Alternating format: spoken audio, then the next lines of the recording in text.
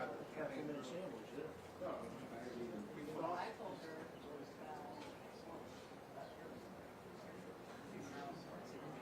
This is so absurd. That's the idea.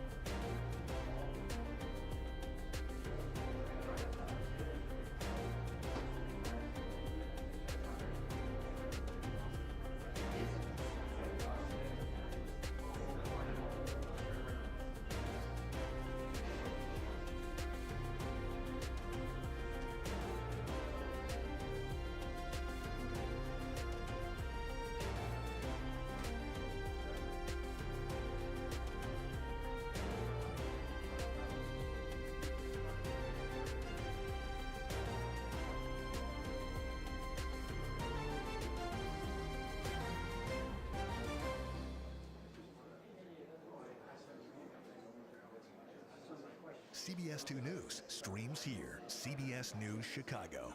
Cutting the cord on cable? Stream CBS 2 News live every day on CBS News Chicago.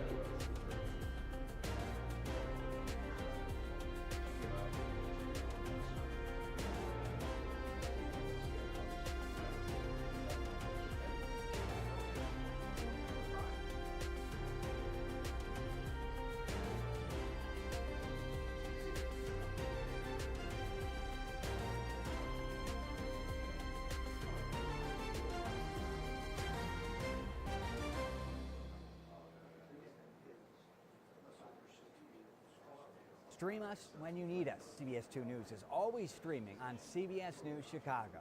Committed to telling your stories. CBS 2.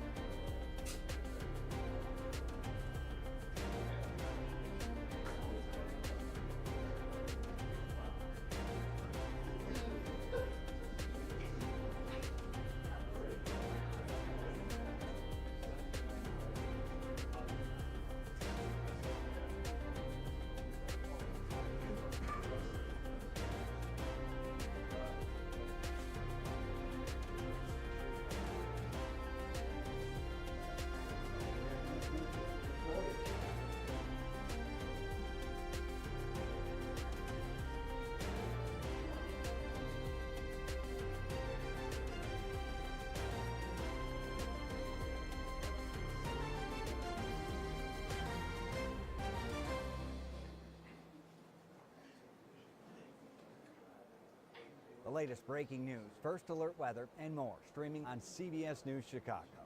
Keeping you safer, sooner. CBS 2 First Alert Weather.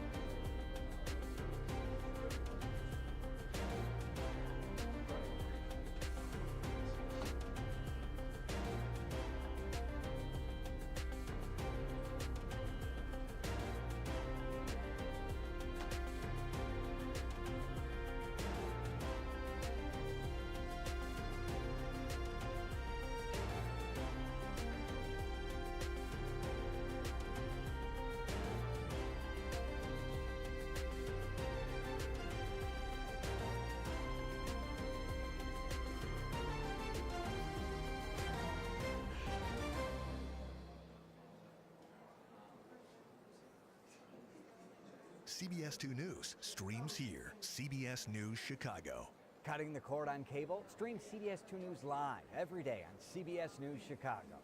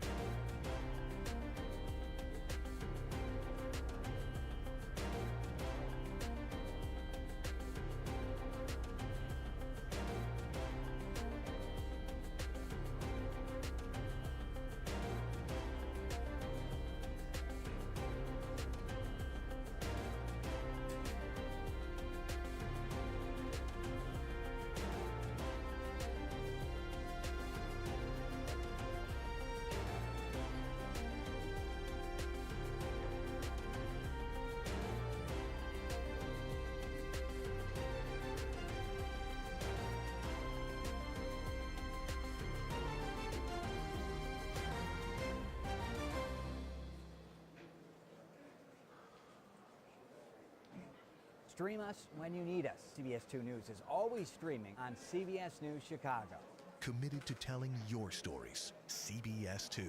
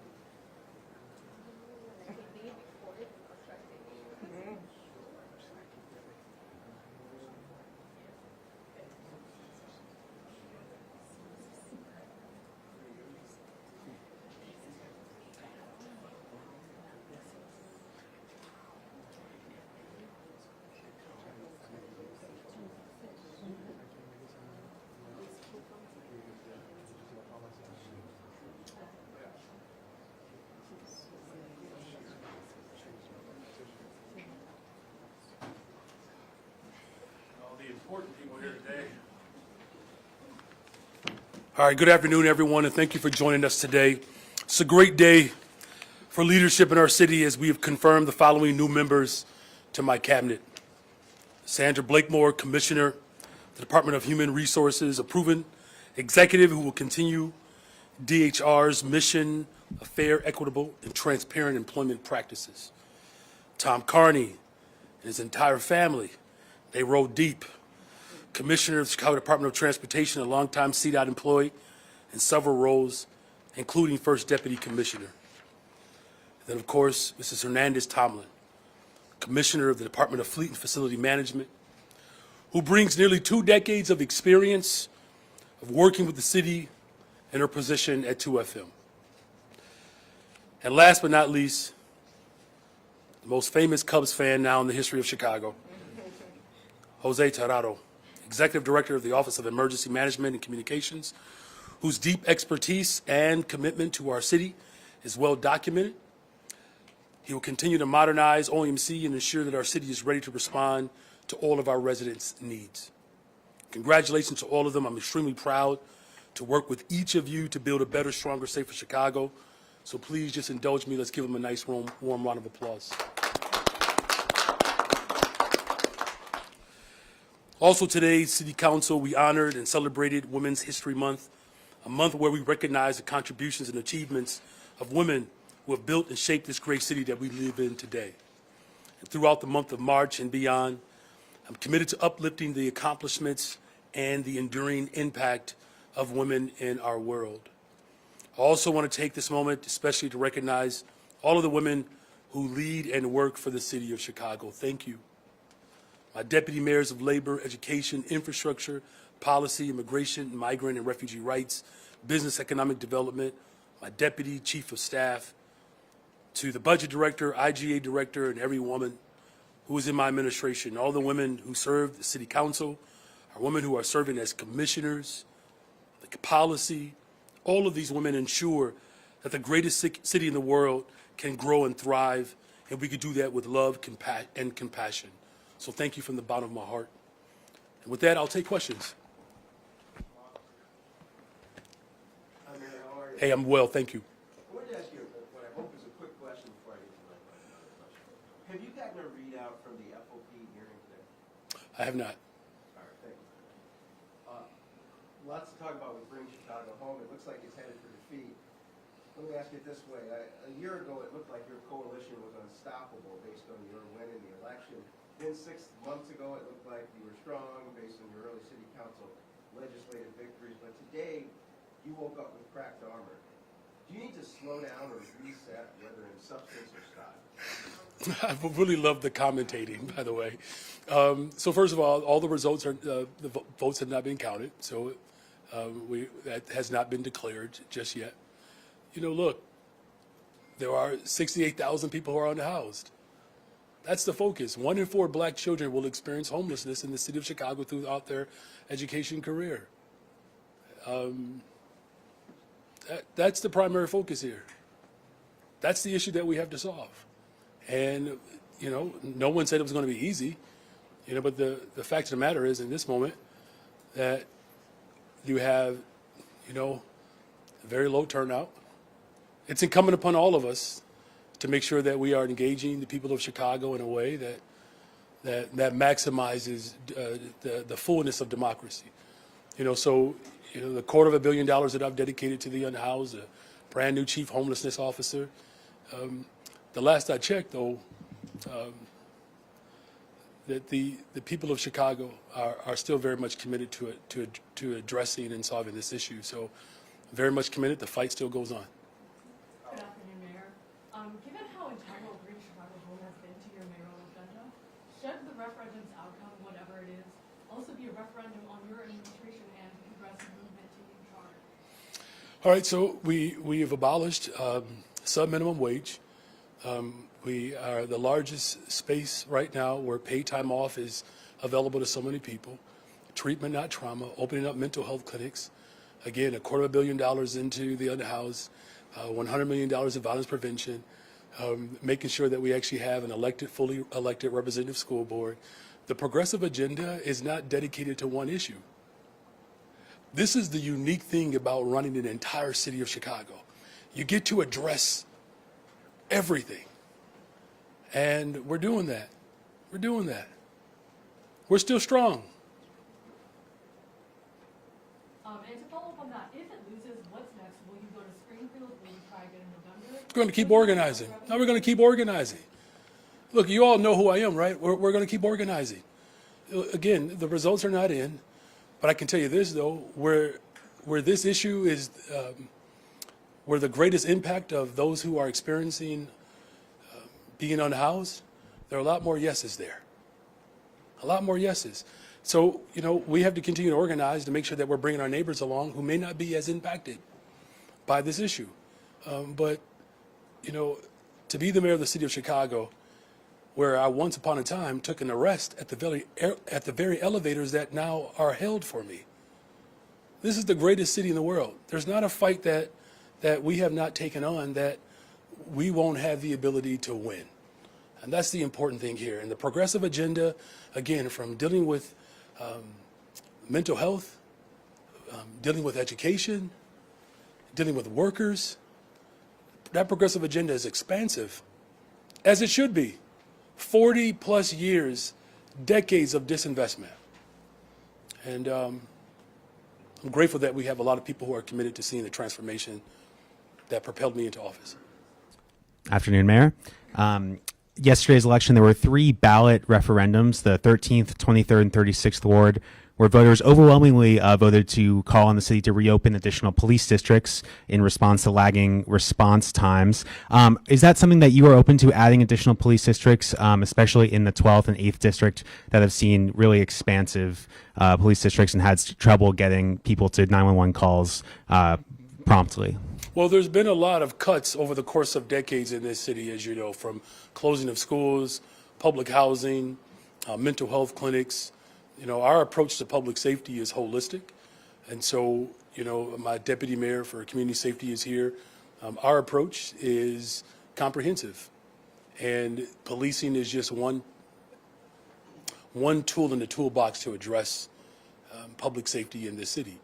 So, I'm willing to sit down with individuals in those particular precincts and to have further conversations about what it means to build a better, stronger, safer Chicago. Hi, Mayor. Hi. Last week, the Chicago Sun-Times reported on multiple archdiocese properties that supposedly they were offering up for free, but they did not hear back from your office. Can you tell me, is the city considering those over the properties that the city's renting for, in some cases, over market rate? Well, first of all, it's inaccurate. So there have been a number of archdiocese buildings that have not been suitable for this mission. I can tell you that. And we're working with the archdiocese to bring one online. There's a whole lot that goes into opening up a shelter, and I can tell you I've become an expert at it. We were opening up shelters once a week when I was first sworn in. So I'm grateful that we have a partnership with the archdiocese, but it's not just as simple as here's a building, take it. There's work that has to be done to build it out, to make it suitable for shelter. So it's not entirely accurate of how it's being portrayed, that essentially there are a lot of people who have offered up buildings, right? But it doesn't mean they were suitable for this mission.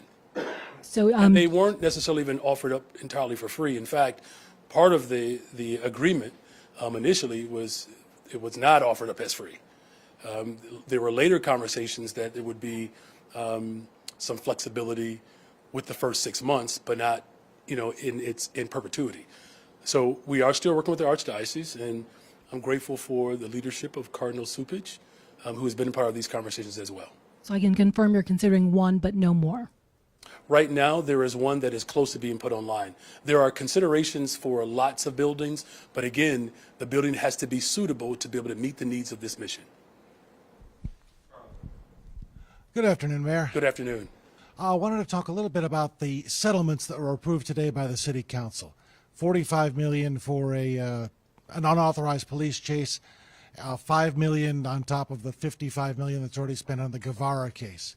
What does this say about the police department and what work still needs to be done when it comes to the constitutional policing that you've been trying to address? Well, one of the things that Superintendent Selly and I speak about regularly is the type of training that we have to make available for officers who are coming into the force. And I'm grateful that there are scores and scores of officers who have gone through this training, many of whom have been trained by Superintendent Snelling, and we're seeing better practices. Still a lot of work to be done, no doubt about that. It also speaks to just the decades of negligence. Some of these things, as you know, predate my existence, right? They go back to a time before I was even born. So there's a lot of time that has elapsed over the course of decades now where this has become an erosion. And working with our new superintendent, who I have confidence in, to not only provide training for our officers to ensure that constitutional policing is the prevailing form of governance, but also making sure that we are responding to emergencies in a holistic way. There are certain instances where law enforcement is showing up and it's not a law enforcement response. That's why I'm committed to growing our treatment, not trauma, operation and working with advocates so that we can have mental health providers that are showing up to scenes where mental health professionals are a better response to the crisis. Good afternoon, Mayor. Good afternoon. The Civic Federation said last week that they didn't believe that voters had enough information on Bring Chicago Home to make an informed decision one way or the other. So that being said, if this referendum question does continue in some fashion, do you think that progressives ought to present or make a better case to voters about how that money will be used? And do you think that they made the best case to voters this time around? Look, I think political engagement is something that we all should participate and engage in. I don't know if that should be confined to progressives, by the way. And I like them, by the way. I like progressives a lot. But I would not put the responsibility on educating voters solely on progressives. All of us have to participate in this democratic process to ensure that the people who count on us to deliver high quality services for them, that they know exactly what they're getting. And what I've said from day one, from the time that I announced my candidacy to the time that I was sworn in, that the best thing that we can do for the people of Chicago is to invest in them, to invest in people. I don't know how many more conversations are required in different parts of the city to make sure that becomes ingrained into the ecosystem of politics. But the safest communities in the world invest in people. We have 68,000 people who are unhoused. The vast majority of them are black people. We put forth a measure to address that. We did.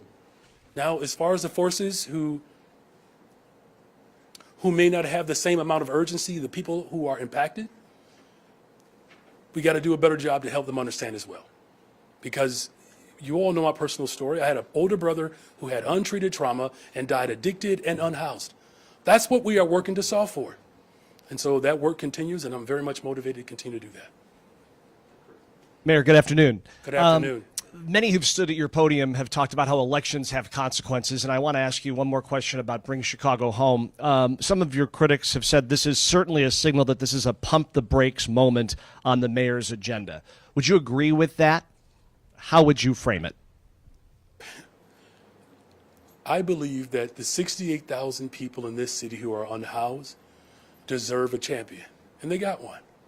They do. But this is not something that gets solved by one person. All right, I'm going to do it, okay? Because I'm going to be especially vulnerable here. You all know how the rules were played out in this particular ballot referendum, and I worked within the confines of those rules. Now, there's to date, my record of being able to compel and campaign and convince, there were some limitations to how I can engage in this moment. That was frustrating, but make no mistake about it. If anyone believes that one issue that we still have to address is going to cause me to put the brakes on my agenda, well, they missed the city council today, because we are moving forward with the $1.25 billion bonds deal that's going to invest in people, because that's what I promised that I was going to do, and that's what I'm doing, and that's what I will continue to do. So guess what? Buckle up. Good afternoon, Mr. Mayor. Good afternoon. I was wondering if you could put on your organizer hat for a moment as a former organizer and talk about, with regard to Bring Chicago Home, when a defeat like this is suffered, how does the movement pivot? It's, you know, you've suffered defeats before as an organizer. What's the pivot here, and how does the organizing change moving forward? Well, the organizing is something that really is an integral part of the history of Chicago. You know, I'm not the only executive to serve as an organizer. Now, there is an ongoing debate on whether or not President Obama and myself, who was the better organizer, but we'll leave that for another conversation. But since we're quoting famous people, there's a very famous person, I'll let you look him up, but it talks about people who either attack or critique from the sideline, individuals who have never participated in a game. So they don't know the difference between winning or being defeated because they never participated. The amount of loss that we've experienced in this city, 350,000 black people who have been displaced in this city over the course since 1980. Brown people who are being priced out of their communities. The organizing doesn't pivot. The organizing gets stronger. Because the same organizing that had to deal with the loss of schools, housing, mental health clinics, jobs, that's the same organizing that propelled me into this office. We get stronger. And whatever we didn't get the first time, we'll get even more the next time. Good afternoon, Mr. Mayor. Good afternoon. I'm Michael Liptrot with Southside Weekly. You knew, have I seen you before? Yes, sir. Okay. What's your name? Michael Liptrot. We met at a WBEZ forum. I see. Okay, well, that was a big room. I'm talking about like one-on-one. Okay, it's good to see you again. Yes, sir. Yes, sir. As mentioned with the question earlier, today the city of Chicago passed a resolution toward the largest police settlement in history. And in your response, you mentioned trainings. Can you be more specific on these trainings, and how will these trainings prevent such tragedies in the future? Well, first of all, it is a tragedy. It is. This particular officer was engaged in an act that is not permitted. And the breadth of training that we have available, it's everything from responding to crises to responding to outbreaks, or, you know, when people are demonstrating and expressing their First Amendment right, you know, trainings in how we engage in a culturally competent way. In fact, the last graduation, I'm sorry you missed it. I can't remember the officer's name now. It'll come back to me. But she talked about how there was a situation where there was an emergency and a brother was having a tough time in that moment. And there were other officers who were not demonstrating the type of sensitivity and cultural competence that was needed in that moment. And she stepped in and provided that. It's trainings like that that we have to make sure that people know that the communities in which they're serving in, that there are dynamics that translate differently. It's not that much different than how we train educators. Like, there has to be an appreciation, quite frankly, for the level of mistrust that exists in certain communities, and understanding and being empathetic. And so I'm happy to make sure that the superintendent, you know, provides you, if you want some specifics around how long those trainings are, how many people are signing up, how many folks have been trained, we can get that to you. Thank you. Thank you. Hi, Mayor. Hey. Wanted to go back to the migrant shelters just for a moment. The city's website does provide an overview of how hundreds of millions of dollars have been spent on the migrant mission thus far. But what it doesn't do is give the people of Chicago a more detailed view of where those dollars have flowed in terms of who financially benefits from those buildings. We've spent months trying to ask for lease agreements and been told in some cases the city doesn't have them because of the way it's structured with third-party organizations. Would you be in support of additional calls for more transparency, more sharing of documents on the city's website so that people know where millions of dollars have flowed, who's financially benefited from this? Commissioner Kanazi is here. She can speak to some of the lease agreements. You know, again, from the very beginning of this mission, I've been open and transparent about how dollars are being appropriated. I have been. The previous city council punted. $51 million, one of my first acts. I actually expressed breaking news from Mayor Brandon Johnson, $47 million went to one particular entity, of which we renegotiated that, along with food contracts, with staffing. So, as far as some of the specifics pertaining to these buildings, we'll turn it over to the commissioner. Thank you, Mayor. Good afternoon. So, Good afternoon. there's a couple ways that we go. One, we look to see what city assets that we have that we can leverage, and we try to do that. You've seen us do that with former school buildings, with Wadsworth, as well as for, Park District, locations that we use. Second way is direct leases, and so we'll do that with the Office of Emergency Management and Communication.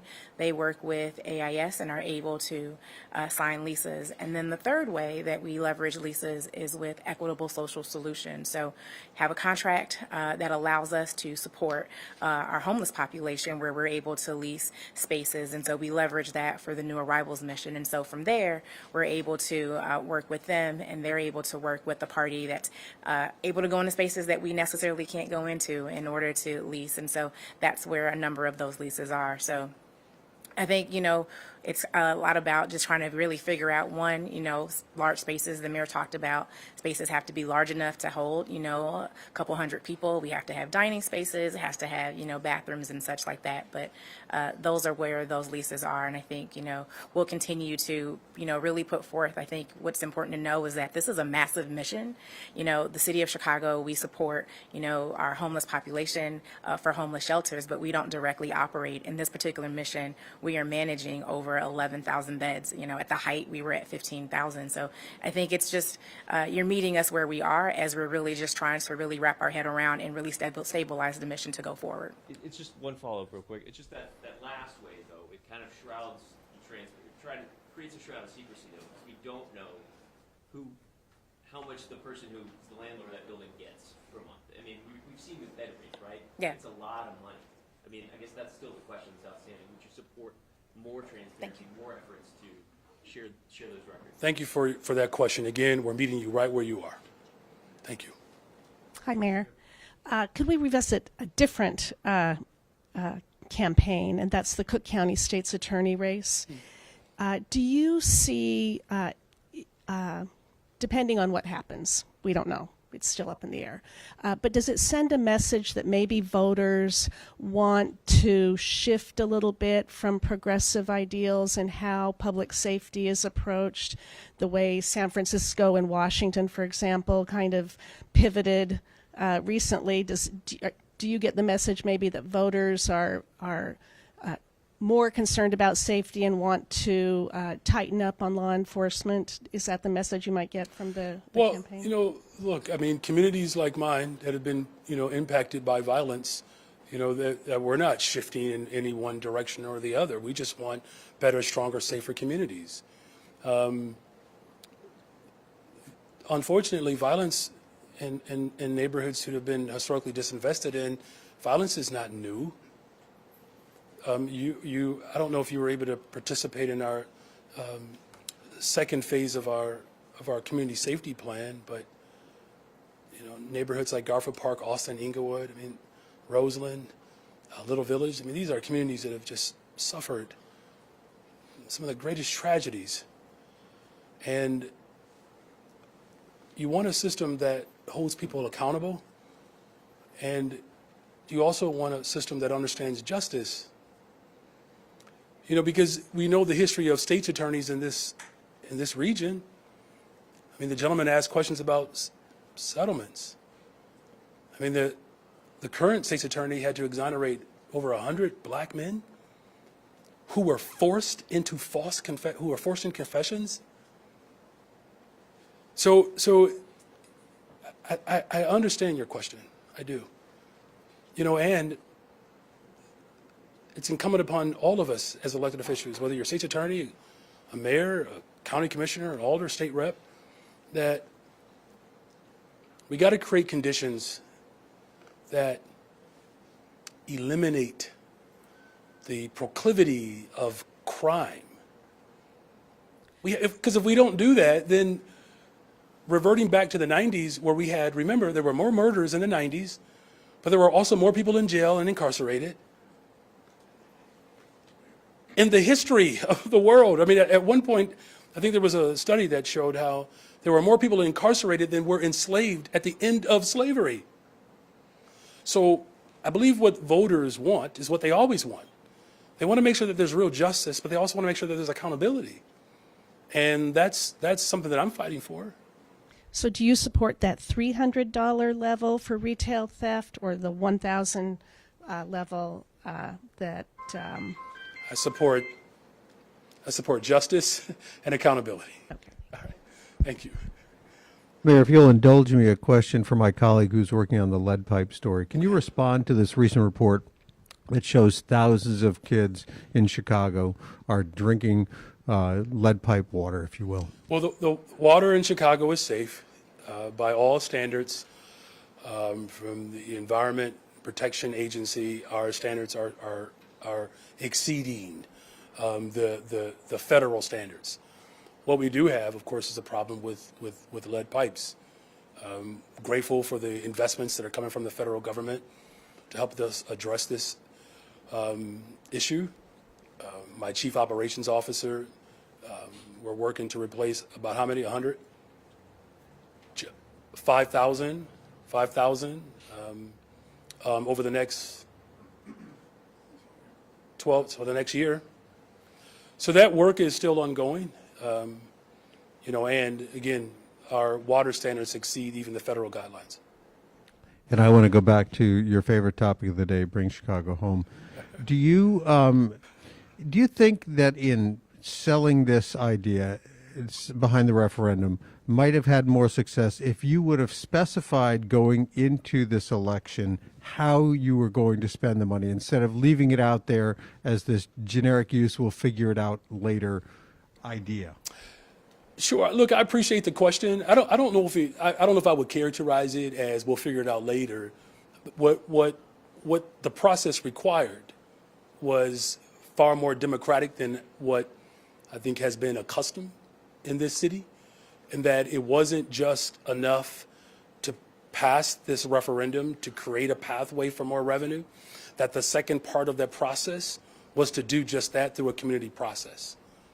That's central to my style of leadership.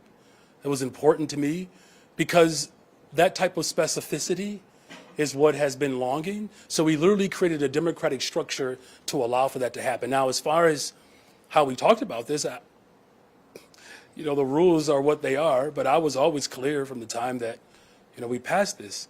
We have 1 in 5 black children in particular who can experience homelessness. You got 68,000 people are unhoused.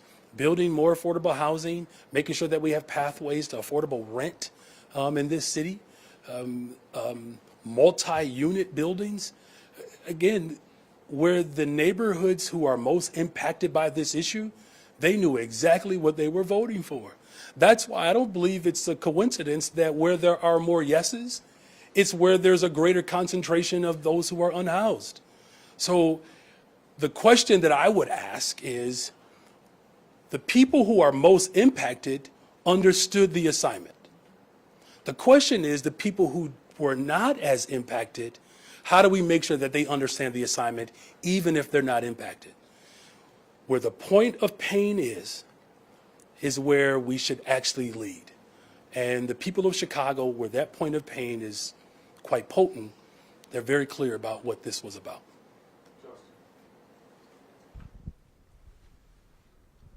You've referenced a few times now, kind of the constraints or the rules around this. Can you just describe a little more? Yeah, I wanted to campaign more, man. Come on, man. I wanted to be out there. You all know I'm a gamer. I was polling at 2.2% in this city. Heck yeah, I wanted to be out there. That sucked when you're a gamer and you knock down shots and you can't be out on the court. Maybe we should use a football analogy, but I don't want to trigger any Justin Fields fans here. But I wanted the ball. Absolutely, I wanted the ball. That sucked.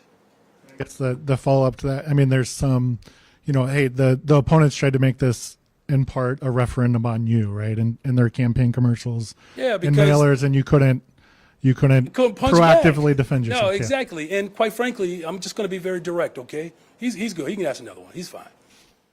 Because you asked a really good question here. It got me all fired up. It was cowardly. Cowardly. Look, you can have your position, whatever it is. There are 68,000 people who are unhoused in this city. 70% of them are black. 1 in 4 black children are going to experience unhoused in this city. It was cowardly. But I'm still here, still standing, and I will be punching back. What's your other question? Just this was another revenue stream that it appears is not going to be available. Like maybe this is a big picture. Can you deliver kind of the change that you came in promising within the city's current budget, without increasing the pie, so to speak, so that you can deliver investments without taking from other, things they're currently going to? Good question, man. It's a very good question. Look, this bonds deal is certainly putting us it places us in a better position. We're talking $600 million plus to go towards housing. So all of our eggs were not in that basket. But we also have, another portion of this bonds deal that will allow for commercial and economic development. As far as, the big, bold agenda that I have, thank you for acknowledging it. Look, from paid time off to sub-minimum wage to treatment, not trauma, plowing the sidewalks, the investment in young people, a 20% increase. We added another $76 million on top of that. So we're going to hire almost 28,000 young people this summer. So I'm encouraging everyone who is 14, right? Between the ages of 14 to 24 to apply for these jobs. Like, we're getting it done. And we're doing it during very extreme, polarized politics right now, where you have the federal government that has left the city of Chicago and other small cities and other local municipalities to figure out an international crisis on their own. So, our agenda is substantial. And I'm proud of the work that we've done in less than a year. And I'm grateful that there's still more time on the clock to continue to move our agenda. Hi, good afternoon, Mayor. Good afternoon. This past Sunday, 34 migrants were scheduled to exit city shelters, with only 3 of them actually doing so that day, and an additional 5 taking place on Monday, according to your office. This morning, some pro-immigration organizations, as well as councilmen and other people, have met here to ask for you to reconsider the 60-day temporary shelter policy. Would you be willing to do so, or what's your approach moving forward? Well, we're going to continue to collaborate with the state as well as the county government to continue to build this operation around the humanity of people. But the reality is that we have restraints. We just do. We've always had them. I've said this from the very beginning, that this mission is unsustainable. Local municipalities are not designed to deal with an international global crisis, particularly as it relates to migrants and asylum seekers. It has never been designed to do that. What I've said to people repeatedly, help me find solutions to address this crisis. The fact of the matter is, we don't control what's going on at the border. And we got to keep in mind, that is the genesis of this crisis. How should I describe it? The iniquitous behavior of the governor is quite disturbing. So we're doing everything in our power. We're the only city in this country that has not put restraints. Other places like Massachusetts, 7,500 beds, that's it. Billions of dollars for the entire state. Denver, New York, DC, Philadelphia, all of these places. And I have no judgment against them. This is the decision that they made. They placed restraints. We have been open and quite accommodating during a very difficult moment in our nation's history. I'm proud of the work that our mutual aid folks are providing on the front lines, but this is unsustainable, absent significant federal intervention. Whatever I do for this crisis, absent investment from the federal government, it's not sustainable. Could you also talk about how these numbers can fluctuate moving forward? Yeah, I mean, we don't have control over the border. I mean, I think today, if I'm not mistaken, There are 4 buses that are being dropped off in the region. They're circumventing our structure here in the city of Chicago, taking advantage of other municipalities to put people on trains and they still don't know where they're going. Look, y'all, this is some sickening stuff right here. To just put people on buses and just say, good luck. That's real jacked up. That's the problem, is that we have the governor of Texas who needs to find a soul.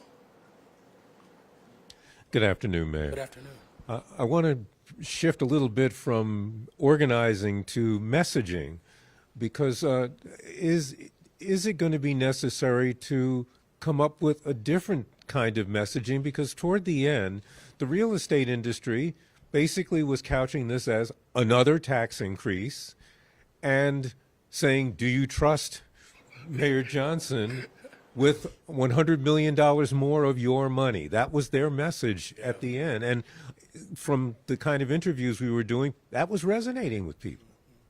Yeah, it's another good question. Like I said,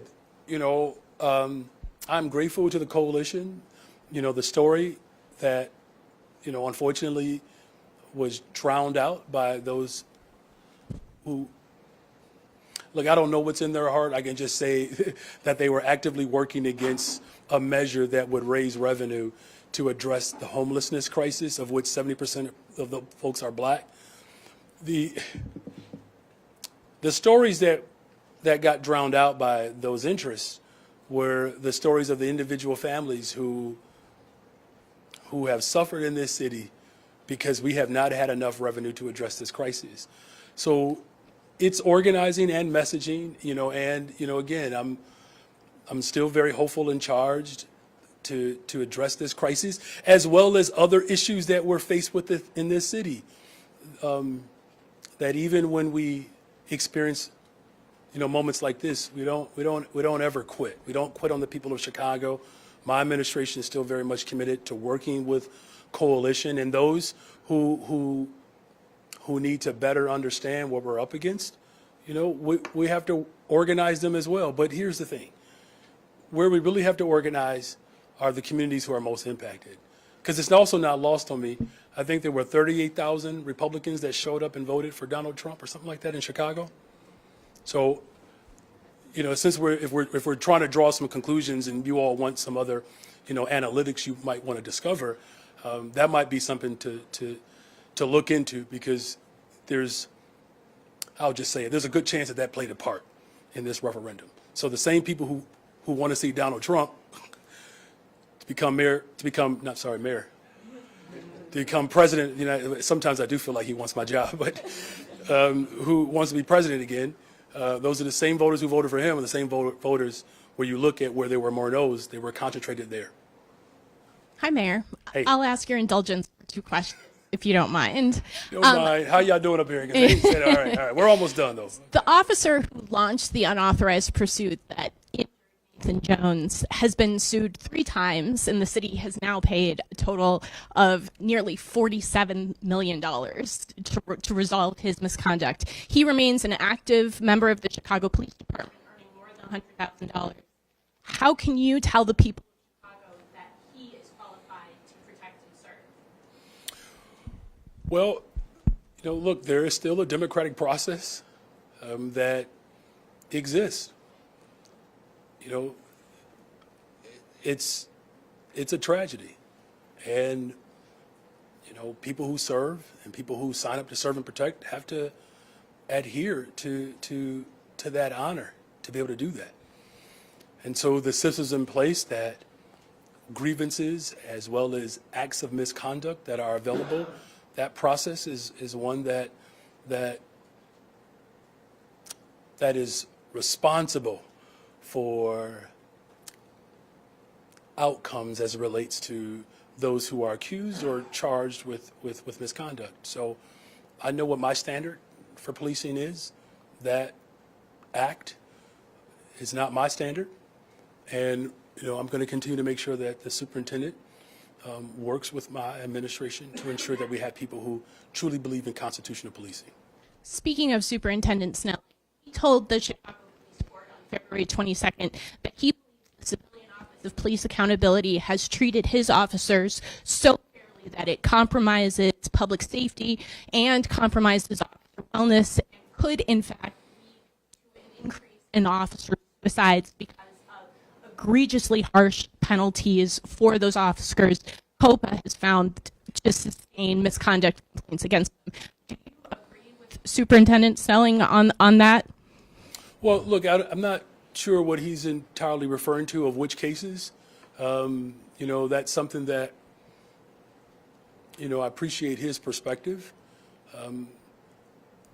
The question around officer wellness as a whole, one thing that we do agree on, that we do have some challenges there. There are a lot of more young people who are serving and protecting this city, and we have to do everything in our power to make sure that their mental health and their mental well-being is protected. But it also goes to why I'm a big proponent of treatment, not trauma, mental health support services as a whole, so that we're not necessarily looking at one particular entity or body of government or appointed body as the sole as holder of one's mental health. But I do appreciate both of those questions. Hey, Mayor. Hey. Turnout yesterday was so far much lower than it was in last year's primary and runoff. The electorate also got older. Where did the turnout energy from last year go when it came for Bring Chicago Home? And why do you think less people showed up? Again, look, I think it's incumbent upon all of us to make sure that we're engaging people. And, particularly with our young voters, it's an important note. As you all know, that I think we had 27,000 more young voters under the age of 34 that voted in April that did not vote in February. And I believe I won by 26,532 votes. So one could draw a conclusion that it's young people under the age of 34 that helped push me over the top. It's why I expressed, I think, your colleague pulled it out of me. I was trying my best to restrain myself, but there's something to be said about a mayor that has the ability to connect across generations. And I'm not saying that I'm the only person who can do that. What I am saying is that it's incumbent upon all of us to work within communities to draw that response, and just know that I'm going to continue to do my part to make sure that young voters stay engaged. Do you think that the lack of turnout, and especially among young voters, has anything to do with who's running on the presidential ticket and the non-competitive nature of those races? And also, sorry, I don't mean to ask too many questions. That's okay, Jake. You've learned pretty quickly around here. Everyone got extra ones. But do you think it has anything to do with the presidential election? And do you regret this referendum coming up in March and not in November? No, I don't have any regrets, man. I don't behave like that. Someone who comes, and if you look at this entire stage, these are people who have endured. Tom Carney, it took a while, didn't it? You have people who have endured so much in this city. We don't regret decisions. Not when it comes to addressing this issue. As far as, the presidential and the impact there, I'm going to leave that to you all as pundits. Perhaps maybe over coffee we can chit chat and talk about electoral politics and presidential primaries. Hi, Mayor. Hey. The three-tiered structure for the Bring Chicago Home question was unveiled under your administration. Would a simpler question, like one that only asked for a tax increase and not these tiers and a tax cut, do you think that would have been easier for voters to understand and make it less susceptible to potential legal challenges?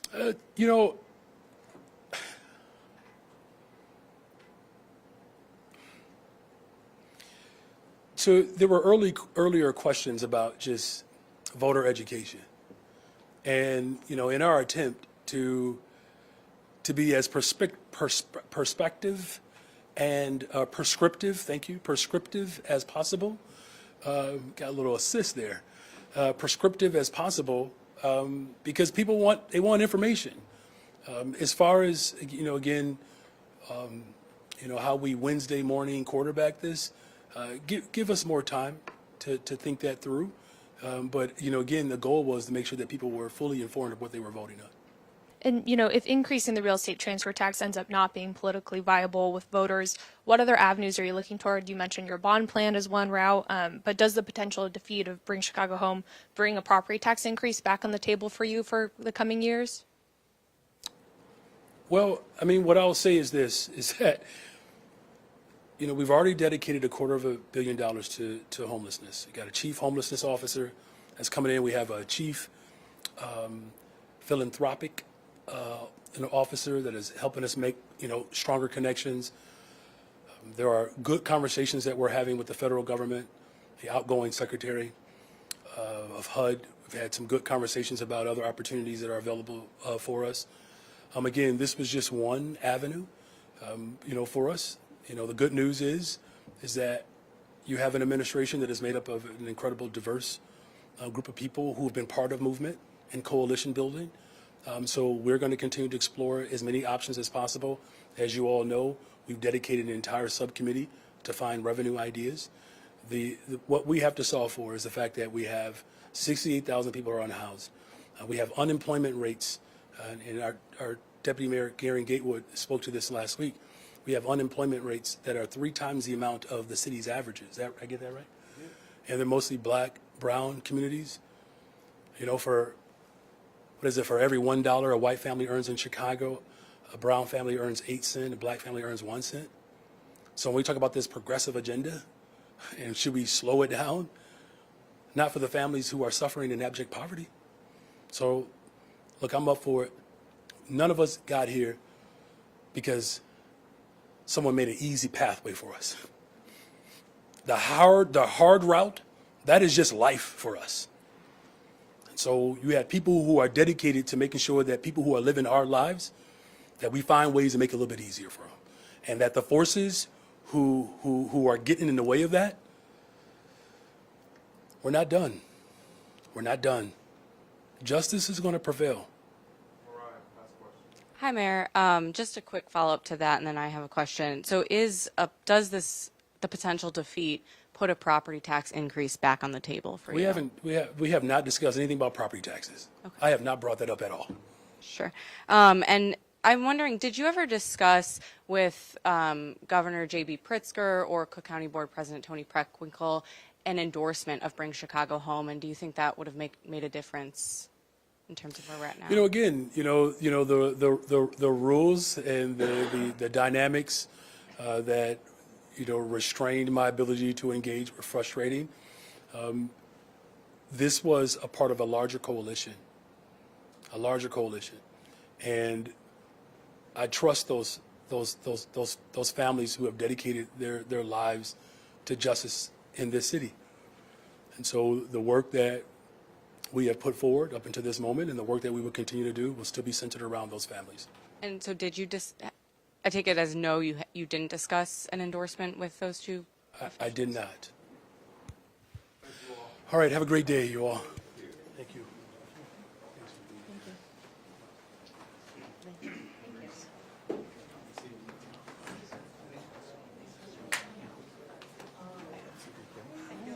Commissioner?